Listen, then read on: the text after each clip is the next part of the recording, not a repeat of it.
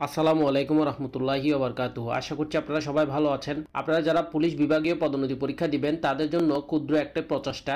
এটা একেবারে আপনাদের সাজেশন প্লাস আপনাদের নোট বই মনে করতে পারেন। এখানে আমার এই নোট বইয়ের মধ্যে আপনারা একটা জিনিস দেখতে পাবেন, সেটা হচ্ছে প্রত্যেকটা আইনকে এখানে মূলত আপনার 13টি আইন আমি নিয়ে এসেছি, যে 13টি আইন না পড়লেই নয়। অসংখ্য আইন আপনাকে পড়তে হবে, কিন্তু আপনি এই 13টি আইন না পড়লেই নয়। এবং এই 13টি আইন যদি আপনি ভালোভাবে পড়েন তাহলে সেক্ষেত্রে আপনি পিলিতেও উত্তীর্ণ হতে পারবেন, রিটেন আপনার উত্তীর্ণ হতে পারবেন। আপনাদের রিটেন দুইটা পরীক্ষা হবে, একটা হচ্ছে আপনার পুস্তক সহ আর একটা হচ্ছে পুস্তক ব্যতীত। তাহলে পুস্তক ব্যতীত যে পরীক্ষাটা হবে সেই পরীক্ষাটার মধ্যেও এই আপনার সাজেশনটা, এই আপনার নোট বইটা অবশ্যই আপনাকে অনেক বেশি সফলতা দান করবে বলে আমি মনে করি।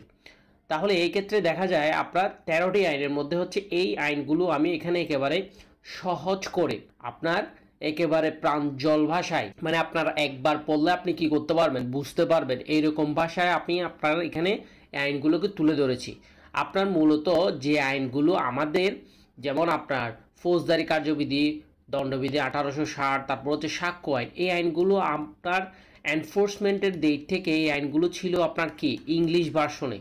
ঠিক আছে, এই ইংলিশ ভার্সনগুলোকে বাংলা ভার্সন করতে গিয়ে আমাদের দেখা গেছে কি আপনার সাধু চলিত ভাষার মধ্যে একটা কি দেখা গেল, আপনার অসামঞ্জস্যতা দেখা গেল, যার কারণে আমাদের বুঝতে পড়তে সমস্যা হতো। এই আইনগুলোকে আমি একেবারে আপনার সহজ ভাষায় আপনি একবার পড়লে কিভাবে আপনি কি করতে পারবেন, মনে রাখতে পারবেন, সেগুলো আমি এখানে তুলে ধরেছি। তারপর দেখা যাবে আপনার মাদক দ্রব্য নিয়ন্ত্রণ আইন, ঠিক আছে, তারপর হচ্ছে নারী ও শিশু নির্যাতন দমন আইন, তারপর হচ্ছে শিশু আইন, তারপর হচ্ছে অস্ত্র আইন, তারপরে এই যে বাদ বাকি আইনগুলো দেখছেন এগুলো সবগুলো। ঠিক আছে, তাহলে আমরা একটু ট্যুর দিয়ে দেখব মূলত আইনগুলোকে আমি কিভাবে সাজিয়েছি। তাহলে আপনি ফৌজদারি কার্যবিধি যখন আপনি পড়তে যাবেন, আপনাকে প্রথমে দেখতে হবে যে ফৌজদারি কার্যবিধি আমি একেবারে ধারাওয়াইজ পড়ে যাব না। তাহলে আপনাকে প্রথমে বুঝতে হবে যে আমি কিভাবে পড়ব। আপনাকে প্রথমত মনে রাখতে হবে যে আমি যখন একটা, সাপোজ আপনি একটা ঘরে ঢুকবেন, ঠিক আছে, ঘরে ঢোকার জন্য একটা দরজা লাগবে, ঠিক আছে, you have to go to with door, আপনাকে ডোর দিয়ে যেতে হবে, ঠিক আছে। তাহলে আপনি যখন একটা ঘরে ঢোকার জন্য যখন দরজার দিক দিয়ে ঢুকবেন, ঠিক তদ্রূপ আপনাকে একটা আইনের মধ্যে যখন ঢুকতে হবে তখন তখন আপনাকে ঠিক তদ্রূপ একটা দরজা হিসেবে আপনাকে কি করতে হবে, ঢুকতে হবে। তাহলে এই ফৌজদারি কার্যবিধি 1898 এর দরজা হচ্ছে আপনার অপরাধ। তাহলে একটা অপরাধ সংগঠিত হলেই তো আপনার কি হবে, আপনার ফৌজদারি কার্যবিধি দরকার হবে। তাহলে এই অপরাধ দিয়ে যখন আপনি শুরু করবেন, তাহলে অপরাধ কিরকম, একটা হচ্ছে জামিনযোগ্য আর একটা হচ্ছে অজামিনযোগ্য, ঠিক আছে, একটা হচ্ছে জামিনযোগ্য আর একটা অজামিনযোগ্য, আর অপরাধ অপরাধ হচ্ছে আমলযোগ্য আর একটা হচ্ছে কি আমল অযোগ্য। ঠিক আছে, এইভাবে যখন আপনি পড়বেন তারপর শিডিউল দেখবেন, ঠিক আছে, তারপর আপনার তফসিল দেখবেন, তারপর আপনার 9টি ধাপ। তার মানে হচ্ছে এই যে দরজা দিয়ে একটা বাড়িতে ঢুকলেন, সেই ঢুকার পর প্রথমে কি আসবে, আপনার ড্রয়িং রুম আসবে।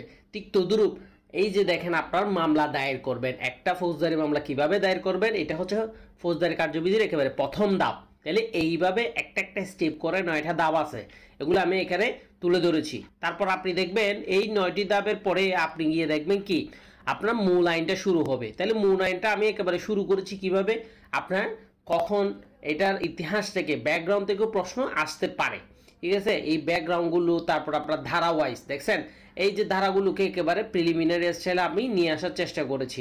যেমন আপনার পুরা বই, আপনার ফৌজদারি কার্যবিধি যত বড় বই, আমার এই সবগুলো আইনের আপনার 10 ভাগের 1 ভাগও হবে না, সবগুলো আইন ফৌজদারি কার্যবিধি আইনের 10 ভাগের 1 ভাগও হবে না আমার সবগুলো আইন। কারণ আমি আবার সব মূল কথা কিন্তু এখানে নিয়ে এসেছি, ঠিক আছে, আপনার সব মূল কথাও নিয়ে এসেছি এবং এর বাইরে প্রশ্ন হওয়ার কোনো সুযোগ নাই। ঠিক আছে, এই হলো আপনার ফৌজদারি কার্যবিধি, একেবারে সহজ ভাষায়। এবং যা আসবে প্রিলিমিনারিতে, যা আসবে আপনার রিটেনের মধ্যে যা লিখতে হবে, আপনি এগুলো যদি ভালোভাবে পড়তে পারেন, আপনি রিটেনও আপনি পুস্তক ব্যতীত যে প্রশ্ন হবে সেই প্রশ্নের মধ্যে আপনি এখানে কি করতে পারবেন, আপনি লিখতে পারবেন। এরপরে শেষে গিয়ে আপনি আবার দেখবেন যে সব কিছু খালাসের কারণ, খালাস কখন দিবে, কে দিবে, কোন আদালত দিবে, কোন আদালত দিবে না, সব কিছুকে আবার একসাথে নিয়ে আসার চেষ্টা করেছি। তারপর আবার দিনগুলো, হ্যাঁ, দিনগুলো আপনার সংখ্যা মনে রাখার চেষ্টা করার কি যে একটা প্রবণতা, আপনার এটা একেবারে সহজ করে দিয়েছি। তারপর আবার ফৌজদারি কার্যবিধি শেষ করার পর আপনি দেখবেন আবার প্রিলিমিনারি স্টাইলে আমি আবার এখানে কি করেছি, আপনাকে সাজেশন আকারে দিয়ে দিয়েছি। এই যে দেখেন এখানে প্রিলিমিনারিতে কিভাবে প্রশ্নগুলো হবে সেটা আপনার লাইন বাই লাইন করে দেওয়া হয়েছে, ঠিক আছে। একেবারে এক লাইনের করে, ওয়ান লাইনের করে আপনার সাজেশনটা রেডি করেছি, ঠিক আছে। এই হচ্ছে আপনার ফৌজদারি কার্যবিধি। মূল আইন শেষ করার পর আপনার ওয়ান লাইনার হিসেবে আপনার কি করেছি, এমসিকিউ স্টাইলে আপনার ফৌজদারি কার্যবিধিটাকে একেবারে সহজ করে এনে দিয়েছি। এরপর হচ্ছে আপনার দণ্ডবিধি 1860। তার মানে হচ্ছে আপনার প্যানাল কোড অবশ্যই একটু গুরুত্বপূর্ণ আইন। এই আইনটাকে আপনি কিভাবে পড়বেন, যেমন এই আইনটা বিয়ার একটাকে পড়ার একটা অবর্ত কৌশল আমি আপনাকে এখানে দিয়ে দিয়েছি, কিভাবে কোন কোন অধ্যায়গুলো পড়বেন, কোন কোন অধ্যায় কিভাবে মনে রাখবেন। তারপর দেখেন দণ্ডবিধিতে কিভাবে শুরু হয়েছে, আপনার একেবারে ব্যাকগ্রাউন্ড থেকে কিছু প্রশ্ন দেওয়া হয়েছে যেগুলো আপনি এক পলকে দেখলে মনে রাখতে পারবেন, এরকম কিছু প্রশ্ন। তারপর মূল আইনটা শুরু করেছি এই যে একেবারে ধারা আকারে। আপনারা অনেকেই দেখা যায় শুধু ধারাগুলো পড়ে যাচ্ছেন, এরকম তো হবে না, এরকম তো কখনো হয় না।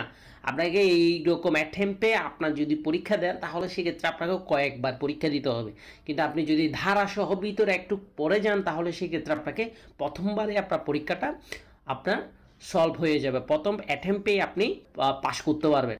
তারপর আপনার এই যে শুধু ধারা দিয়ে এখানে আমি শেষ করি নাই, তারপর দেখেন যেগুলো গুরুত্বপূর্ণ ধারা, যেমন আপনার 34 এবং 149, এই 34 এবং 149কে যখন আপনি এইভাবে পড়বেন তখন দেখা যাবে যে আপনি জীবনেও আপনি পিলি রিটেনের জন্য একটা প্রশ্ন পড়লেই হবে, এর বাইরে আপনার পড়ার দরকার নেই। এই যে আবার এখানে দেখেন পিলির মধ্যে আমি আপনাকে কি করে দিয়েছি, আপনার রিটেনারটা সহজ করে দেওয়ার চেষ্টা করেছি, আবার উদাহরণে দিয়ে দিয়েছি যাতে আপনাদের ওই যে রিটেনে যখন আপনার প্রবলেম বেস প্রশ্ন আসবে আপনি এখান থেকে লিখতে পারবেন। তারপর আবার চলে এসেছে আবার কিসে, ধারার মধ্যে আবার চলে এসেছে। তার মানে আপনি যেই জায়গায় আপনার রিটেনের প্রশ্ন হবে সেখানে আমি রিটেনের প্রশ্ন আকারে প্রশ্ন দিয়েছি, এবং যেই জায়গায় আপনার পিলিএ স্টাইলে প্রশ্ন হবে সেখানে আপনার পিলিএ স্টাইলে দিয়ে দিয়েছি, যাতে আপনি আপনাদেরকে যে বলছি যে আপনি রিটেনও ভালো করতে পারবেন, পিলিও ভালো করতে পারবেন। এই জন্য ভালো করতে পারবেন যে আপনার পিলির মধ্যে আপনার যখন রিটেনের এইভাবে প্রশ্ন পেয়ে যাবেন তখন সেক্ষেত্রে দেখা যাবে আপনি একটি সেটের প্রশ্ন একটি সাজেশন দিয়ে আপনি কি করতে পারবেন, ওভারকাম করতে পারবেন। এরপর হচ্ছে সব কিছু ধারা, এগুলো দেখেন এইভাবে হচ্ছে আপনার দিয়ে দেওয়া হয়েছে যাতে আপনার। তারপর আবার যেখানে দেখেন আবার এখানে যখন আপনার রিটেন ওয়াইজ প্রশ্ন আসার সম্ভাবনা আছে সেখানে আমি আবার রিটেন ওয়াইজ দিয়ে দিচ্ছি, ঠিক আছে। এইভাবে যখন আপনি পাশাপাশি রেখে পড়বেন তখন সেক্ষেত্রে দেখা যাবে যে আপনার মনে রাখার সম্ভাবনাটা বেড়ে যাবে।